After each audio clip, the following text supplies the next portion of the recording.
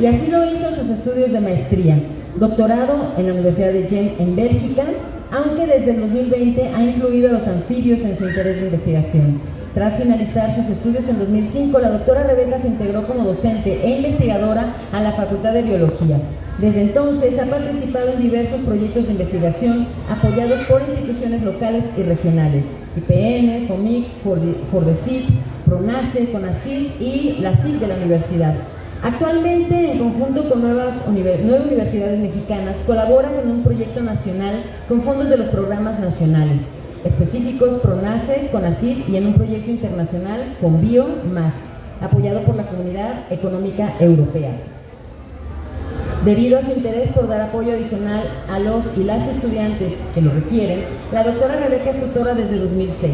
De igual forma, preocupada por las inequidades y violencias de género, es miembro de la Red de Enlaces Académicos de Género desde 2014. Asimismo, es autora de publicaciones en revistas académicas, de documentos de divulgación y de capítulos de libros. Un aplauso, por favor, también para la doctora Rebeca Anil. Muchas gracias. Y ya llegó nuestra tercera invitada, muchas gracias, la maestra Laura Yaneli Albarrán Díaz, licenciada en Psicología por la Universidad, también la universidad que todas, como está la UMSNH, yo digo ya, la Universidad de aquí de Morelia. Maestra en Psicología Social de Grupos e Instituciones por la UAM Xochimilco, pasante de la Maestría en Estudios Psicoanalíticos por la misma universidad, miembro de colectiva Matrioscas y de la Red de Psicólogas Feministas Socialistas, docente y atención clínica con enfoque psicoanalítico, investigadora adjunta del proyecto CONACYT, desarticulando la violencia juvenil y de género en instituciones de educación superior de México. Me parece que el tema es más que procedente, quédense de verdad, porque a veces nos violentamos de tantas maneras, en tantos ámbitos, incluso los universitarios que uno piensa que tienen una educación, no sé qué, bueno, vamos a ver cómo está también ese rollo y por dónde, y que nos interesen en el tema y que aprendamos un poquito más. Muchas gracias y bienvenidas.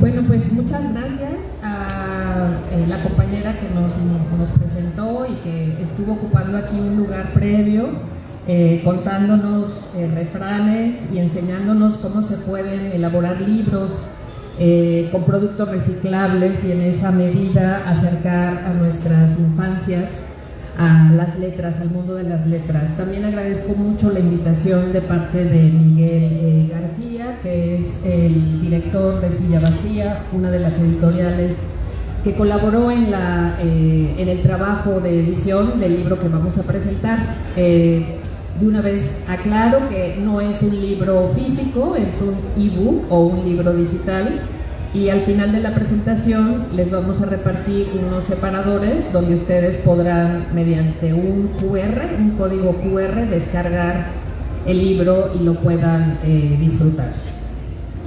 Pues estoy muy contenta de tener este espacio en esta importante feria en el centro de nuestra ciudad, de nuestra amada Morelia, conviviendo con tantos colores, con tantos sonidos diversos que hacen recordar lo lindo de esta ciudad y del pueblo michoacano.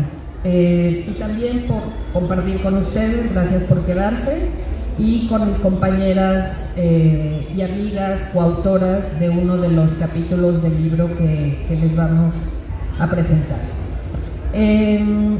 Cuando comenzamos, las compañeras, colegas y amigas que integramos el colectivo Desarticulando la Violencia Juvenil y de Género en Instituciones de Educación Superior de México, que es el título del proyecto en el cual se hospedó este libro, empezamos a desarticular creencias y posturas conservadoras en torno al sentido de los tendederos. A medida que fuimos conociendo las experiencias de las protagonistas, así como estudiando el fenómeno, se comenzaron a articular letras, palabras, miradas diversas que han resultado inauditas y hasta inadmisibles para las conciencias morales que insisten en que las formas de protestar y denunciar cuentan, particularmente cuando están involucrados espacios escolares. El tendedero lo voy a describir muy rápido por si hay alguna o alguno de ustedes que no los haya visto. Son estos tendederos tal cual, ¿no? Una serie de mecates que se cuelgan con pinzas en algunos patios, jardines, pasillos de las universidades de nuestro país, y en él se colocan papeletas donde se describen experiencias de violencia que han sufrido las estudiantes. Algunas veces esas experiencias van acompañadas de nombres y apellidos de las personas que son señaladas como agresores o como quienes perpetran esa violencia.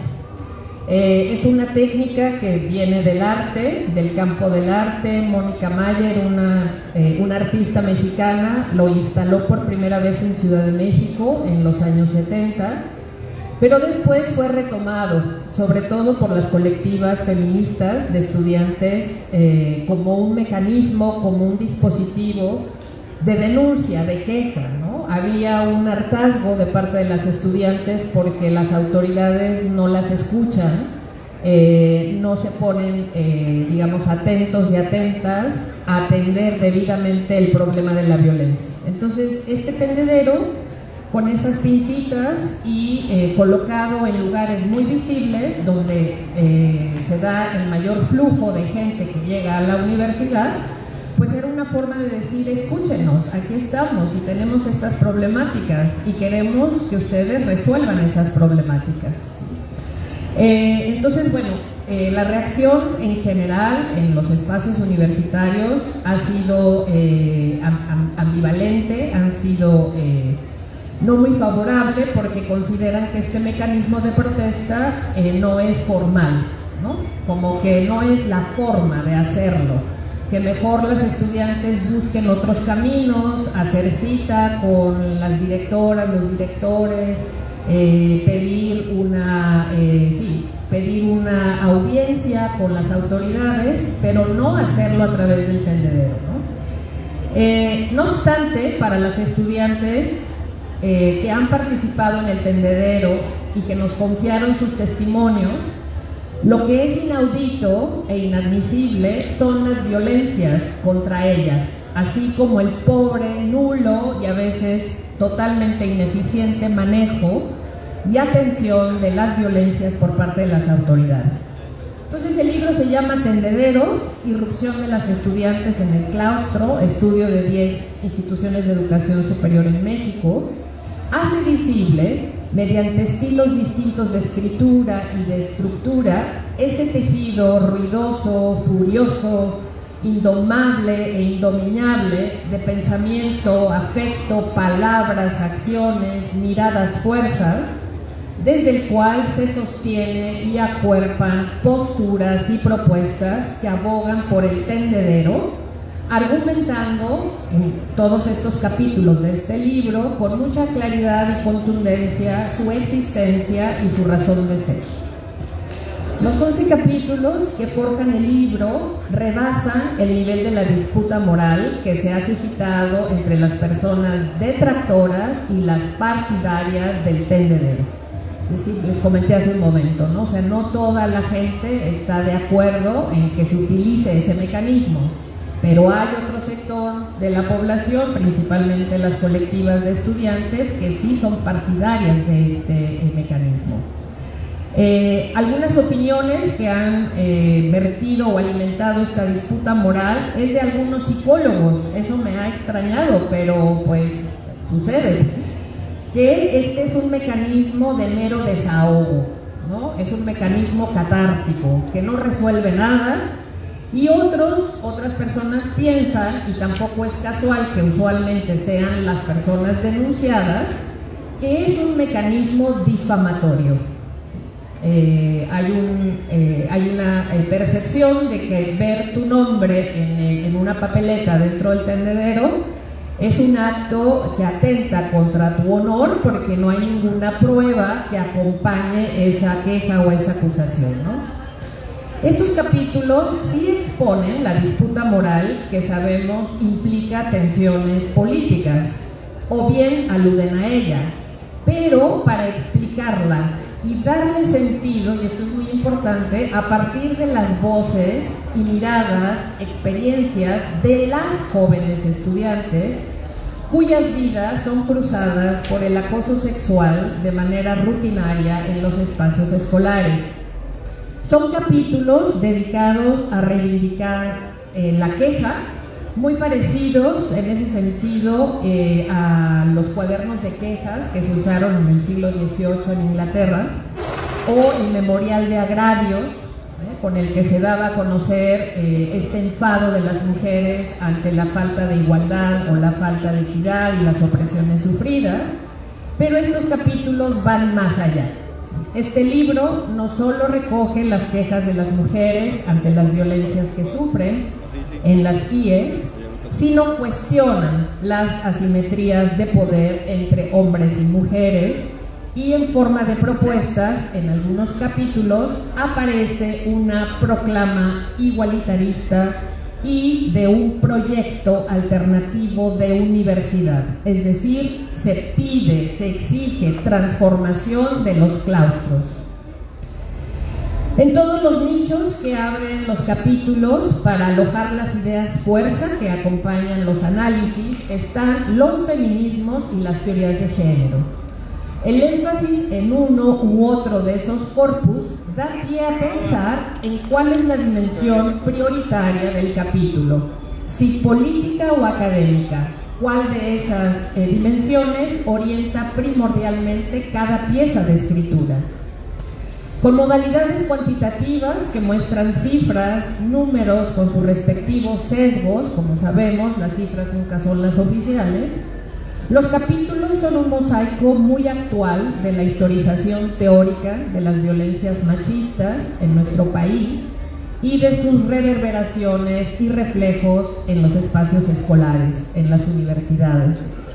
No solo números acompañan los marcos de reflexión, sino análisis de testimonios, historias de vida, casos de estudio, fragmentos de entrevistas, hallazgos obtenidos a través de grupos focales, de talleres, en fin, diversos procesos de construcción del conocimiento que privilegiaron lo colectivo, el nosotras por encima del yo. Se intervino ese famoso aforismo que seguro han escuchado de yo soy yo y mis circunstancias, y el saldo fue yo soy mis circunstancias, para recalcar que las violencias contra las mujeres son sociales, estructurales y no castigos o karma individuales. Finalmente, una gran bondad de este libro es la contraparte plural, diversa de las miradas de las autoras investigadoras respecto al abordaje de las violencias y el devenir del tendedero, en virtud de que cada una de las autoras, y por ahí hay algunos autores, comparte su trabajo en espacios distintos. Ustedes van a encontrar aquí instituciones tan lejanas una de la otra como el Colegio de la Frontera Sur en San Cristóbal de las Casas, Chiapas, la Unison, la Universidad de Sonora en el estado que lleva el mismo nombre, la Universidad Iberoamericana de la Ciudad de México, la Universidad Autónoma de Nayarit, la Universidad de Colima, la Autónoma de Sinaloa, desde luego la Universidad Michoacana, la Autónoma de Tlaxcala, el Centro de Investigación en Alimentación y Desarrollo. Imposible señalar aquí todas las diferencias que hay entre instituciones y que se ven reflejadas en los capítulos de cada autora. Ustedes tal vez cuando lean el libro se van a dar cuenta de manera automática, y si han visitado algunas de las regiones donde están asentadas estas universidades, de esas diferencias. El calor de Sonora, por ejemplo, obliga a vestimentas holgadas, escotadas, cortas. En tanto el frío de San Cristóbal de las Casas te obliga a usar tela de pies a cabeza. ¿Dónde las estudiantes sufren más acoso? ¿Tiene algo que ver con el clima? Les invito a leer el libro para que las respuestas les lleguen directo y sin escalas. Y con esto voy a dar ahora la palabra a mis compañeras para que nos cuenten desde su perspectiva y en función de una pequeña organización que hicimos, ¿qué más van a encontrar ustedes en este libro? Entonces voy a comenzar con la doctora Rebeca aquí a mi derecha. Muchas gracias.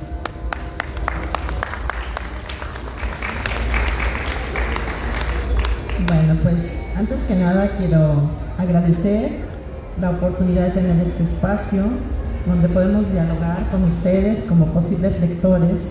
Ojalá y se interesen en este libro. Es gratuito y es muy fácil de descargar.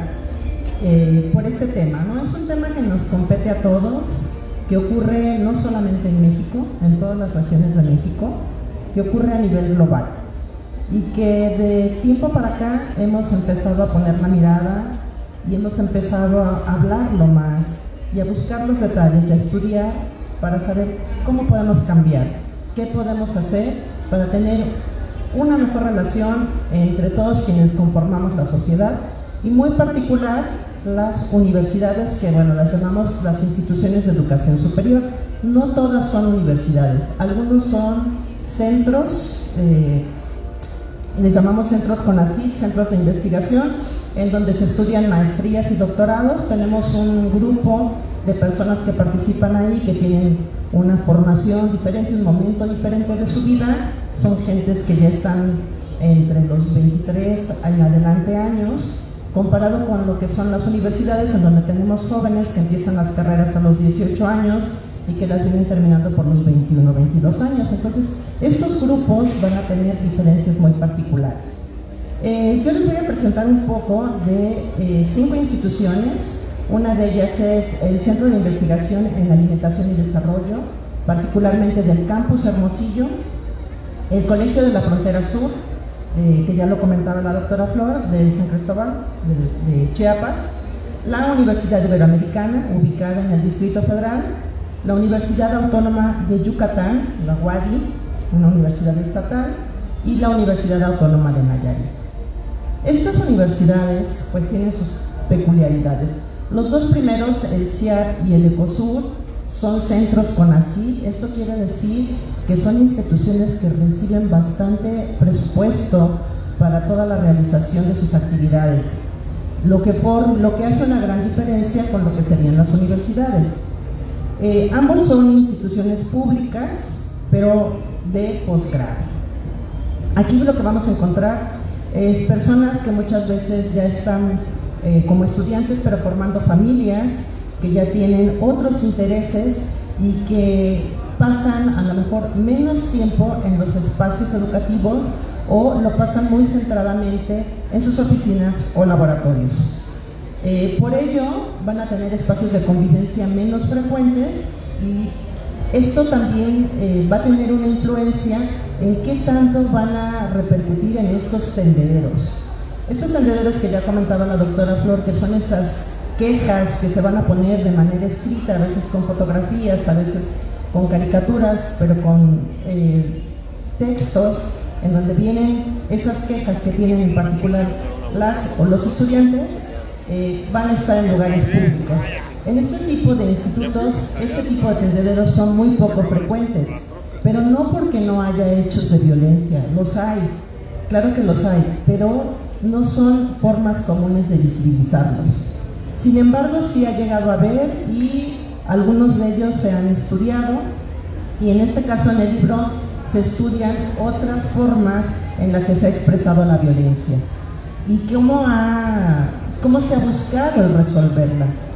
En el caso de la Universidad Ibero, es una universidad privada para un cierto sector de la población que tiene pues recursos abundantes para poder pagar ese tipo de institución. La Universidad Autónoma de Yucatán y la Universidad de Nayarit son universidades estatales, como aquí la Universidad Michoacana, en donde cualquier persona que cumpla con los requisitos puede estudiar. En estos 3 lugares, que son lugares donde hay inclusive preparatoria, licenciatura y posgrado, sí se han presentado los tendederos. Es decir, las estudiantes se han organizado y de repente han puesto en algún lugar público todas sus quejas. ¿Qué es lo que se ha visto como resultado de todo esto? Bueno, ya lo comentaba la doctora Flor, para algunas personas ha sido muy molesto, no forzosamente por ser agresores, pero por sentir que pueden llegar a ser agredidos. Hablan mucho de que pueden hacerse denuncias falsas. Sin embargo, gran parte de las denuncias que se hacen sobre la violencia de género están fundamentadas en hechos. Digamos que de 100% de los casos, entre un 98 a 99% están fundamentadas. Entonces hay un pequeño margen que siempre existirá para que haya denuncias que sean falsas. En el caso del ECOSUR, que es el Colegio de la Frontera Sur, algo muy interesante que detonó esto de los tendederos fue una iniciativa muy fuerte de las estudiantes de protesta, de queja, que llegó a ser escuchada, porque no forzosamente por quejarse se significa que la queja se escuche, y que se logró hacer un diálogo que terminó en un protocolo para prevenir la violencia que estuvo realizado con todas las partes, es decir, participaron los docentes, los administrativos, las estudiantes, las autoridades, y después de 27 horas de trabajo lograron llegar a un protocolo que fue bastante bueno para todas las partes, en donde pudieron llegar a acuerdos.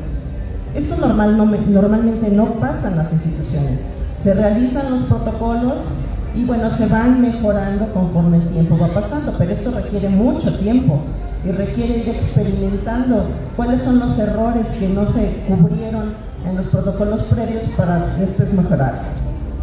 En el caso de la Universidad Iberoamericana, los tendederos tuvieron un impacto positivo y ese impacto fue que se dieran cursos de sensibilización a sus docentes, con lo cual más de 2,000 docentes quedaron pues de alguna manera informados de qué es la violencia, cuáles son los tipos de violencia, porque aunque puede parecer muy lógico que todos sepamos qué es la violencia, a veces no sabemos cuáles son las violencias y particularmente las violencias de género, las violencias que por ser mujeres experimentamos. En el caso de la Universidad Autónoma de Yucatán, la UADY, es una universidad en donde hay mucha actividad por parte de los colectivos que trabajan con estos temas de género. Ellos yo creo que son de todas las universidades las que más tendederos han desarrollado y que también con el apoyo de sus autoridades han logrado pues definir estrategias para luchar contra ellos. Finalmente, en la Autónoma de Nayarit, pues ahí tuvieron muchos el Hatch Me Too, que era Hatch Me Too académicos, Hatch Me Too Universidad Autónoma de Nayarit, y bueno, todo esto fue muy importante también para alertar a las autoridades de que no estaban las cosas bien. Sin embargo, ahí se llegó a casos extremos, a tal grado que se pagaron recompensas, o se intentaron dar recompensas para ubicar a las personas que fueron organizadoras de los tendederos, a ese nivel. Y bueno, ¿qué es lo que los tendederos finalmente son una manera de expresar la inconformidad, una queja? Pero ¿por qué se llega a esa forma? Bueno, pues primero que nada, tenemos un malentendido de lo que es la violencia de género. Y muchas veces las mujeres que son violentadas tienen vergüenza de haber sido violentadas. No son ellas las culpables. Hay una conducta machista que está favorecida por años de historia, por todas las instituciones que están alrededor nuestro, como son pues las escuelas, las instituciones religiosas, gubernamentales. Y bueno, finalmente esto conforma un marco para que estas violencias no se vean, o se vean tan naturales como que no pasa nada, ¿no? Y bueno, pues entonces, ¿qué pasa cuando una persona es violentada, una mujer es violentada? Lo primero que siente es mucha vergüenza de haber sido violentada. Y su primera pregunta es, ¿cómo estoy? ¿Qué estoy haciendo? ¿Por qué estoy atrayendo la violencia? Y no tiene que ver con cómo se vista, o dónde esté, o qué haga, sino simplemente con un entendido colectivo de que una mujer debe de estar en un espacio público y no en un espacio privado. Perdón, en un espacio privado y no en un espacio público, al revés. Y las universidades son espacios públicos. Entonces el llegar a los espacios públicos muchas veces las pone por simplemente el hecho de estar ahí en una posición de poder sufrir violencia. También tienen el desconocimiento de qué hacer, a dónde acudir cuando son víctimas de violencia, de las posibles represalias, miedo, porque pues sabemos que las jerarquías cuentan mucho y hay profesores o funcionarios poderosos que van a actuar cuando sean denunciados. También a una falta de confianza en las autoridades y en las instituciones que no creemos que van a resolver los problemas que tenemos, y en una influencia de terceros. Finalmente, ¿qué es lo que descubrieron en estas 5 universidades que yo les cuento? Pues primero, que no había estadísticas sobre todos estos hechos de violencia, que se habla, por ejemplo, de faltas graves, pero nunca se dice que es una falta grave. Entonces, puede ser lo que cada quien entienda por ello. De que hay mecanismos poco claros para las quejas, de que se favorecen a ciertos profesores por tener mayor jerarquía, de que los procesos son demasiado largos, de que hay excusas y argumentos burocráticos que protegen a los agresores, de que hay inacción ante las denuncias, y sobre todo cuando estas son no formales, como sería el caso de un tendedero, que hay una falta de protección para las víctimas y una posible revictimización, que hay una violencia de segundo orden. Esta violencia de segundo orden es aquella en la que una persona, por colaborar o apoyar a la persona violentada, a su vez es violentada. Y bueno, pues que los protocolos y comités de éticas son insuficientes y que hay impunidad.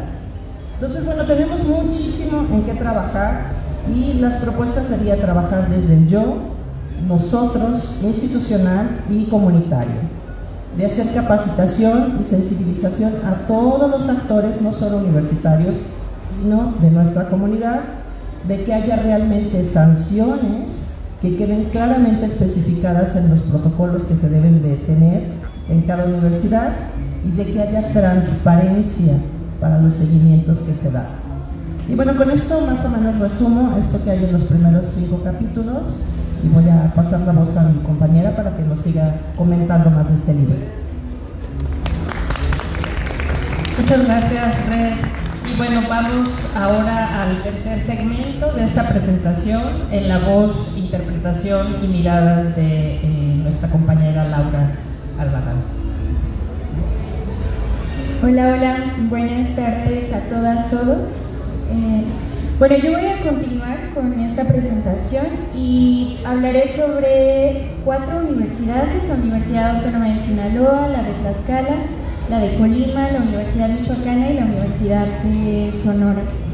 Y un poco vinculando lo que ya iban compartiendo las compañeras sobre este tema de los tendederos, voy a empezar un poco hacia el final y después iré regresando como brevemente a algunas de las aportaciones que se encuentran en estos estudios de los tendederos de violencia de género. Y pensaba, a partir de la lectura del texto completo, que pareciera que el libro aparece también como una especie de tendedero de eso que se denuncia en los tendederos, pero que no se escucha, porque si bien hay algo que está apareciendo constantemente en todos los capítulos y que se hace presente como una línea, como si fuera una especie de columna vertebral en todo el libro, es que sí existen estos espacios de tendederos que son informales por un lado, pero por otro lado lo que se manifiesta es que no hay una respuesta institucional a partir de los tendederos.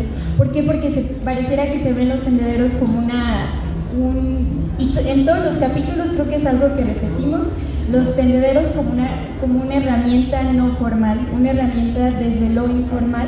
Y algo que nos preguntábamos al momento de crear este capítulo colectivo de la Universidad Michoacana es, bueno, pero ¿por qué entonces solo lo formal tendría que ver con aquello que está institucionalizado, y aquello que es no formal como los tendederos entonces pareciera que no tiene ninguna voz, ningún voto, ni se hacen acciones, o hay acciones o represalias, porque es algo que me parece que se denuncia en todo el libro, un tendedero en el que se denuncia cómo los tendederos, a pesar de que visibilizan muchas violencias de género que tienen lugar en la universidad no tienen ninguna acción, no tienen ninguna represalia. Entonces me parece que es importante en principio marcar eso. Y lo otro que aparece a lo largo de todos los capítulos es esto que ya van denunciando mis compañeras, como la violencia de género contra las mujeres que aparece en nuestra sociedad, en el día a día, en los trabajos, en nuestras relaciones personales, con amigos, con parejas y demás, también aparece en las universidades.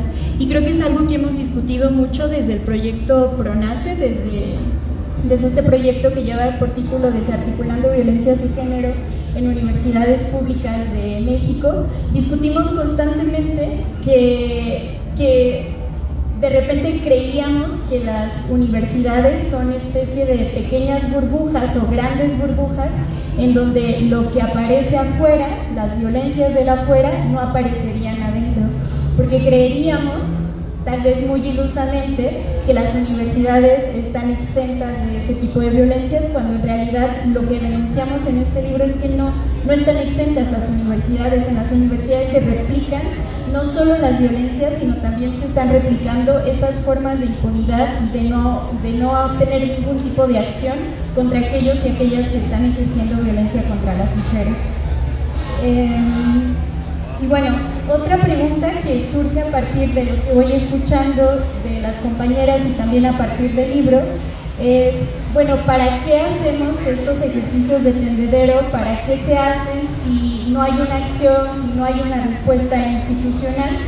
Creo que algo que también se aparece constantemente en los capítulos es que a partir de las movilizaciones de las mujeres, a partir de las marchas, del 8 de marzo, del 25 de noviembre, de los tendederos que hacen las estudiantes en las universidades, sobre todo vinculadas con las colectivas, la respuesta a eso es cómo empiezan a aparecer muchos protocolos que se van construyendo de la mano de las estudiantes y de la mano de las colectivas. Y eso es algo que aparece constantemente en estas universidades. Entonces, si nos preguntáramos ¿para qué hacer tendederos de denuncia? Bueno, la respuesta creo que está clara, ¿no? Hay mucho que se desencadena a partir de los tendederos. Tal vez no de la forma ideal en la que nos gustaría, porque la violencia sigue siendo parte del día a día de la universidad y de las universidades públicas, privadas y demás, pero sí son especies como de luces, nosotros lo poníamos así en el capítulo, son especies de luces al final del túnel, estos ejercicios de tendederos y de denuncia que van haciendo las estudiantes.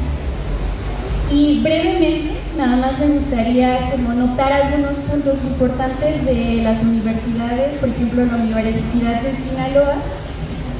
Bueno, en principio hace manifiesto cómo a partir de los tendederos empieza a haber una serie de reglamentaciones, aparecen programas universitarios, de estudios de género, posgrados, y todo tiene que ver con esa movilización que hay, con esa demanda también de las estudiantes de hablar del tema de género, de hablar de las mujeres y demás.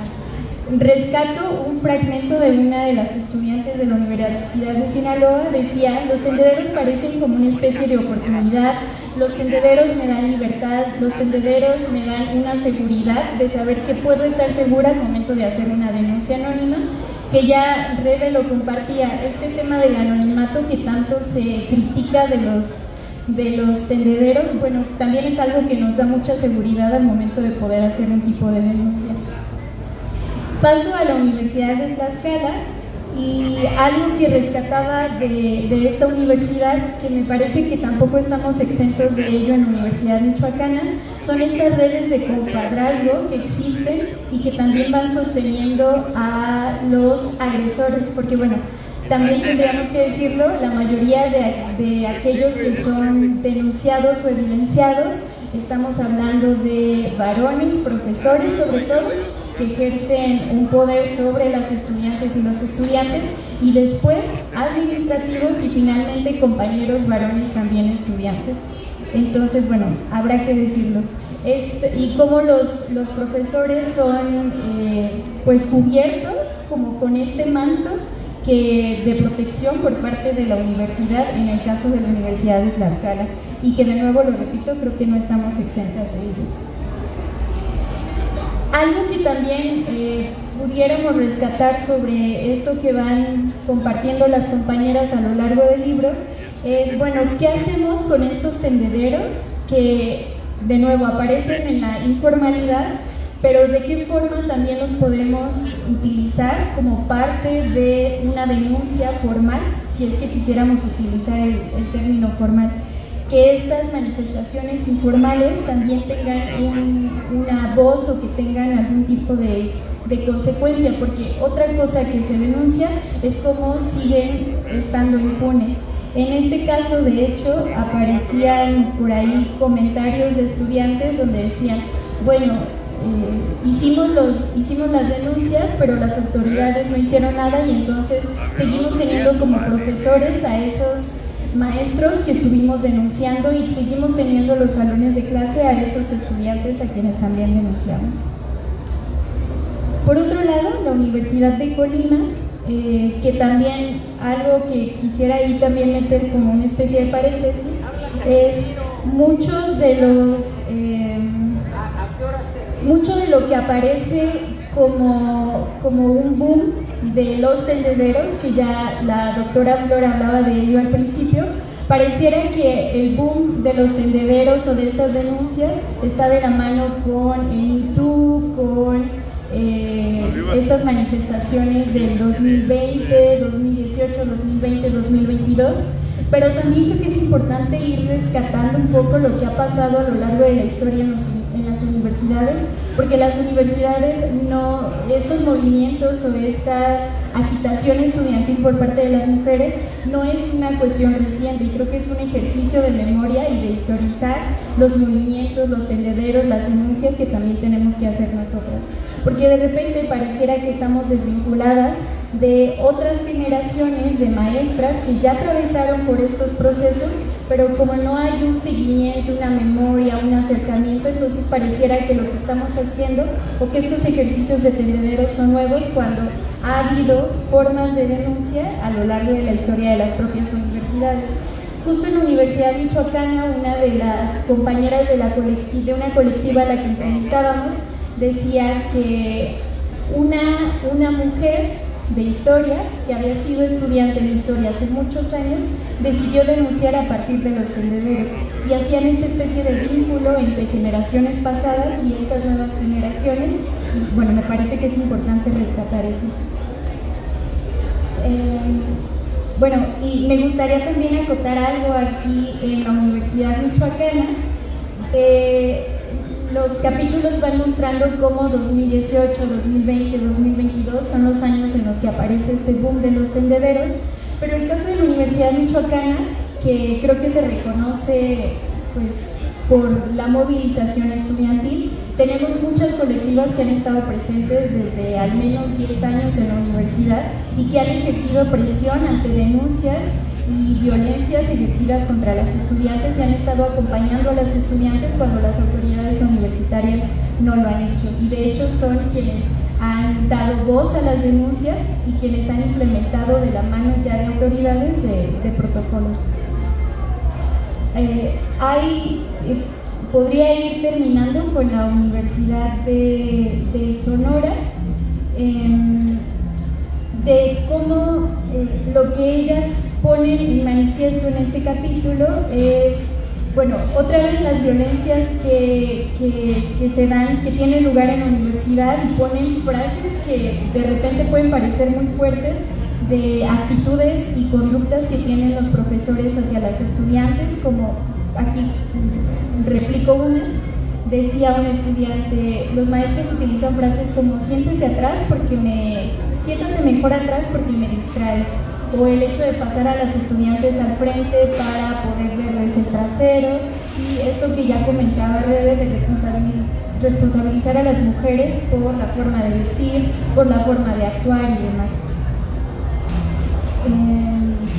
Bueno, no sé, me parece que yo podría terminar con eso. Sí, Laura, muchas gracias.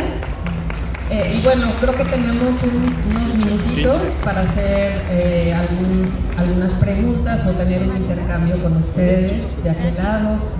Quien quiera participar con alguna reflexión, comentario, alguna reacción que les haya generado esta presentación, pues nos encantaría escucharles.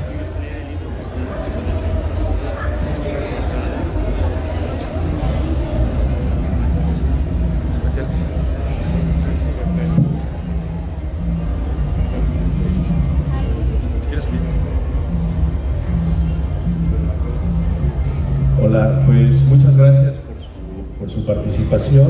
Aquí a las personas ya se les entregó un separador con el QR para que puedan descargar el libro electrónico y preguntarles justamente a las tres si nos pudieran mencionar o enlistar cuáles son justamente los tipos de violencia de género, las agresiones que se están denunciando allí, porque como bien decía Rebeca, en algunas ocasiones creemos que es algo común o lo normalizamos, este tipo de actitudes, pero quizás no podríamos estar sabiendo que estamos ejerciendo como varones algún tipo de violencia de género. Entonces no sé si sea prudente mencionar ahí cuáles son los tipos de casos de estas agresiones en contra de las mujeres mayoritariamente.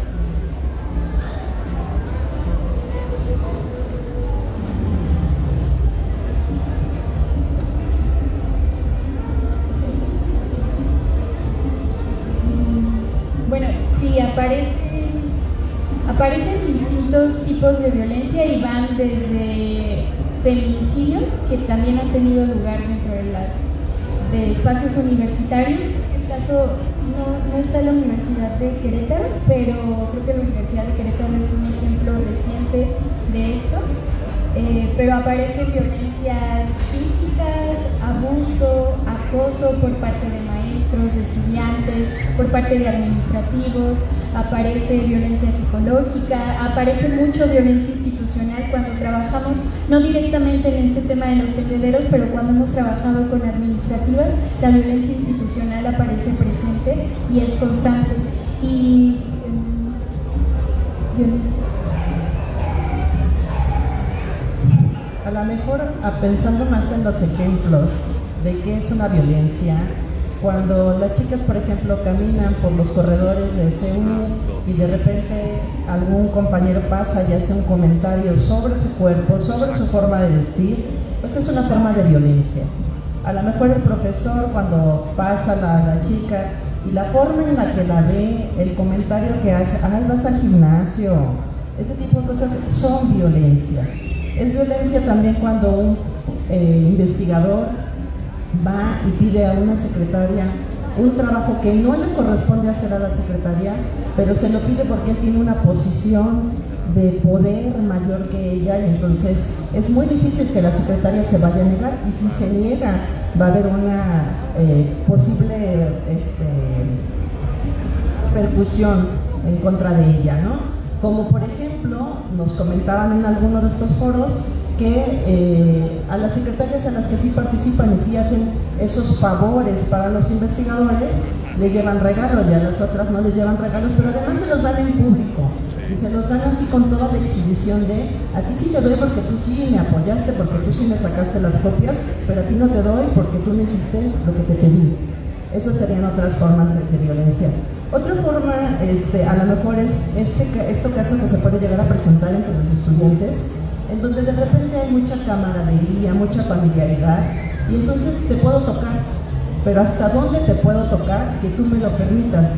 Y es algo que todavía no tenemos muy claro, el dar consentimiento. ¿Hasta dónde doy consentimiento de que te acerques a mí, de que estés así pegado a mí, de que me toques, de que me hables, de que me digas cosas de cierta forma, palabras de cierta forma, e incluso que llegues a tocarme ya en algunas partes sexuales de mi cuerpo? Esos serían tipos de violencia. También es violencia cuando el profesor le dice a la alumna, te voy a entregar las calificaciones en mi cubículo, pero ve sola. Y que no va sola la chica, y que entonces tenía un 8 pero le pone un 6. Esos son actos de violencia. O que les dan comisiones a los ciertos estudiantes, les cargan ciertas responsabilidades que no les corresponden. Como tú vas a ser el responsable de organizar este grupo para llevarlo y hacer tal o cual cosa, aunque sean jefes del grupo, no les corresponde. Y después recriminarlos porque las cosas no salen como el profesor quiere. Entonces hay muchos actos de violencia que vivimos todos los días, que no nos damos cuenta porque a lo mejor los hemos vivido desde siempre, y entonces el escuchar que, ay señorita, está usted bien buena, pues, ay, el profesor me dijo que estoy bien buena, pues qué buena onda, ¿no? No, es un acto de violencia porque el profesor viene a darme clase, no viene a justificar o a criticar mi cuerpo, no tiene por qué hacerlo, ni mi forma de vestir, ni mi forma de sentarme. Entonces, bueno, todos esos serían ejemplos de actos de violencia, no sé si... Solo que al escucharlas me vino a la mente estas violencias que tocan sin tocarte, ¿no? Que son violencias, pues, que les llamamos simbólicas y que pasan por introducir en un intercambio cotidiano, ¿no? Con tu compañero de cubículo o con algún otro compañero con el que tienes que tratar algún asunto, y introducen en ese intercambio temas sobre tu vida sexual, por ejemplo, ¿no? Algo que a las administrativas les pasa muy comúnmente, pero también a las profesoras, es que las que no tienen visiblemente una pareja, o sea, las que no están, digamos, transitando o no hacen saber que tienen una pareja, un esposo o un marido, son blanco de burlas, empezando porque se duda de su orientación sexual, ¿no? O sea, inmediatamente se piensa que son lesbianas, y no es que ese comentario directamente esté denigrando una orientación sexual, porque todas, digamos, las posiciones con respecto a las personas que nos gustan, a las personas por las cuales sentimos atracción, es parte de nuestra vida privada. Ese es el asunto, ¿no? Que yo, desde mi derecho a tener privacidad, pues puedo decir o no cómo está conformada mi alcoba, con quién me acuesto, con quién comparto la comida. Pero se usan ese tipo de comentarios cuando se ve que una mujer no está formando una vida de acuerdo a los patrones sociales que se esperan. O sea, las mujeres de cierta edad, si no están casadas o no tienen una pareja y una pareja hombre, se vuelven muy vulnerables para hacerlas sentir inadecuadas.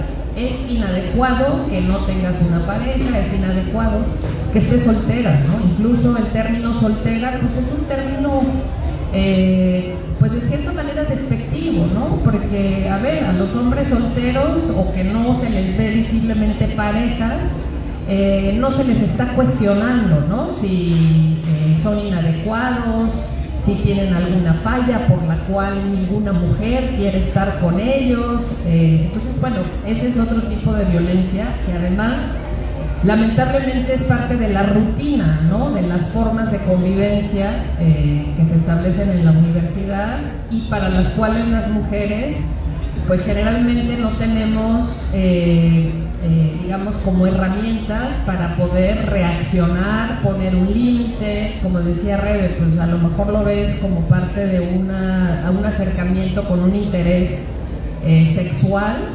y lo dejas ahí y no puedes hacer un cuestionamiento, ¿no? Como, bueno, ¿y usted por qué se mete conmigo? ¿Qué le importa si tengo o no pareja o con quién estoy, ¿no? Aquí se trata de otra cosa, ¿no? Es como no poder ver en las mujeres a las académicas, no poder verlas así, académica, investigadora, compañera, estudiante, asistente, sino siempre como mujeres, como cuerpos disponibles, ¿no? También pensando en todo esto que estoy escuchando ahorita, estoy recordando una más, que es la violencia institucional. Y esta es la violencia de cuando yo me quiero quejar y, bueno, hay una ventanilla a lo mejor a la que yo puedo ir, pero no está abierta. Y cuando me quejo, pues puedo levantar mi queja, pero a lo mejor mi queja se queda almacenada ahí por muchísimo tiempo. y después me van a hablar y me van a decir, a ver, ¿y esto pasó? ¿Y de veras pasó? ¿Y cómo dices que pasó? ¿Y tienes testigos?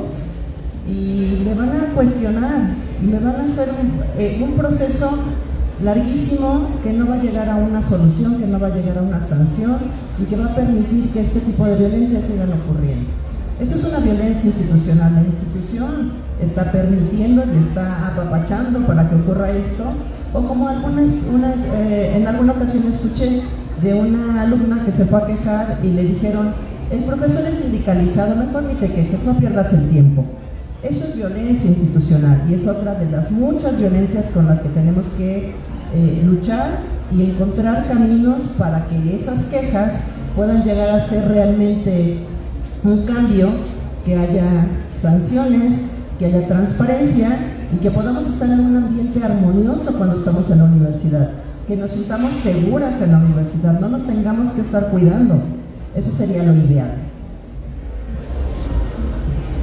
Pues no sé si haya alguien más que quiera participar.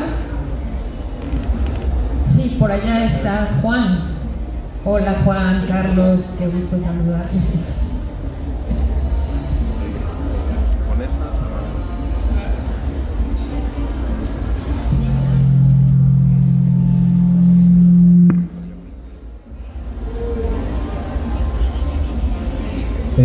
Bueno, solo una pregunta rápida de si en estos tendederos hubo como ciertos reportes o algo en relación a violencias de estudiantes hacia las maestras o hacia docentes, donde, pues sí, como algo así.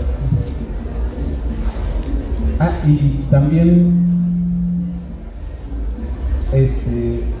no sé si haya habido como, bueno, las escuchaba y me parecía que se dieron en entornos muy, donde la cantidad de hombres y mujeres podría estar más o menos equilibrado, pero pienso que en una ingeniería no es tan así. Entonces no sé si hubo como ciertos reportes, ciertos tendederos en este tipo de entornos donde pues, hay una mujer y hay 50 hombres, este tipo de situaciones.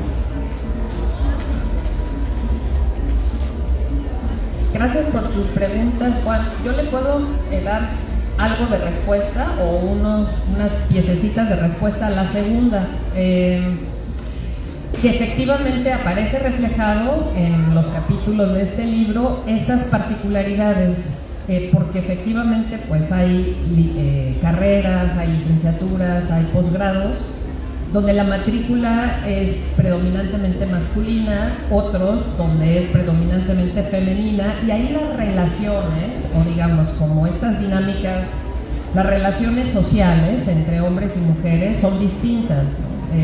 Por ejemplo, psicología, que es pues nuestro ambiente más que compartimos de manera cotidiana, hay una matrícula mayormente femenina,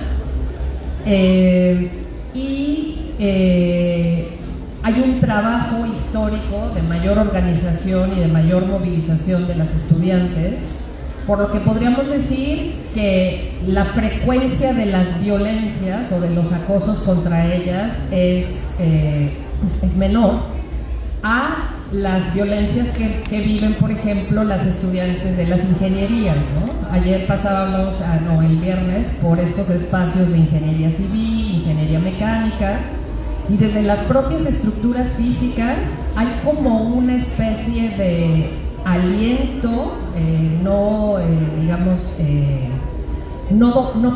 no es posible documentar, pero como que está instigando que se ejerzan esas violencias, y las estudiantes tienen menos capacidades de organizarse, porque además el entorno masculino de una ingeniería que tiene un cierto estatus social, incluso en la propia universidad, es más apabullante. Entonces, sí, y en los capítulos aparecen, o se alude de alguna manera a esas particularidades cuando hay matrículas equilibradas o más o menos equilibradas en relación con el sexo, y otras en las que no. Y de su primera pregunta, no, ¿usted sabe? según, bueno, recuerdo, no aparece algo en particular sobre denuncias de maestras, o sea, de violencias que se hayan ejercido por parte de estudiantes a maestras. Pero ahora pensaba que tal vez tiene que ver con estas otras formas de denunciar por parte de las docentes, porque eso no significa que no existan también violencias contra las profesoras. Incluso el hecho de no dar credibilidad a las palabras de las maestras simplemente por una condición de género, de ser mujer, a diferencia de si apareciera un profesor varón, me parece que eso también entraría dentro de las violencias. Pero ahorita recordaba que en el último capítulo Lourdes Pacheco dice en los centros de CONACYT, algo, no hay tenderos como tal, pero sí hay esto que se llama radio pasillo. Entonces también entre las propias profesoras están estas denuncias, tal vez no directamente, formalmente o en tenderos, pero sí que también viven violencias de género las docentes.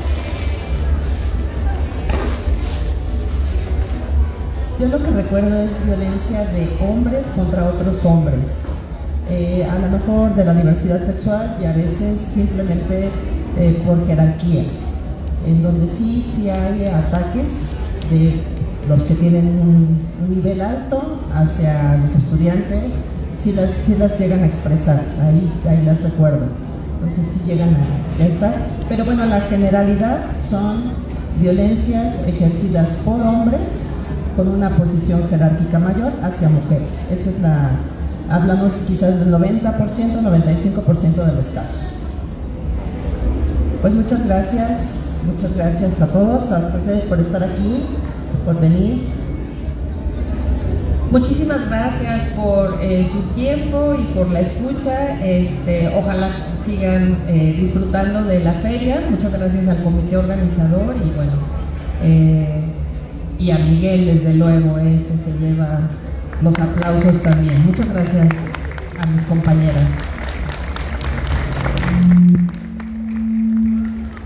Un aplauso muy fuerte para estas mujeres que están luchando porque las cosas cambien. Y qué bueno que se mencionó a los hombres, porque también los hombres sufren violencia. Que no les dé pena acusar a una maestra, que no les dé pena también hacer un tendedero así. Es importante que nos igualemos en ese sentido en la justicia. Y ojalá que evolucionemos del anonimato a decir quién fue violentada sin miedo a que la reprueben, quién fue violentada y que no tengan miedo de decir su nombre, porque además es enfrentar a tu acosador o algo peor, ¿no? Entonces, qué bueno que estén ayudando en esto y que ojalá que evolucione, ¿no? Eso es maravilloso. Un aplauso para ustedes por su labor. Muchas gracias. Y la feria les quiero hacer entrega de, además de este detallito, déjenme entregar primero las bolsas, para que así ya no tengan pretexto y se vayan a comprar libros. Y además se les va a entregar una constancia. El Honorable Ayuntamiento de Morelia, a través de la Secretaría de Cultura, otorgan la presente constancia a Flor de María Gamboa Solís por haber participado en la tercera Feria Internacional del Libro y la Lectura de Morelia 2024, realizada del 20 al 30 de septiembre. Firma la doctora Fátima Chávez Alcaraz, Secretaria de Cultura de Morelia. Muchas gracias, doctora. Muchas gracias.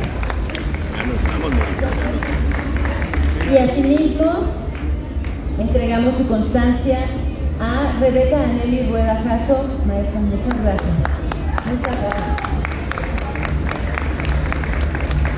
Y por supuesto, a Laura Yaneli Albarrán Díaz. Un aplauso para las tres. Muchas gracias, Yaneli. Ahora sí, nos despedimos de ella con un gran aplauso y por favor que las cosas cambien para mejor, para todas, para todos y para todos.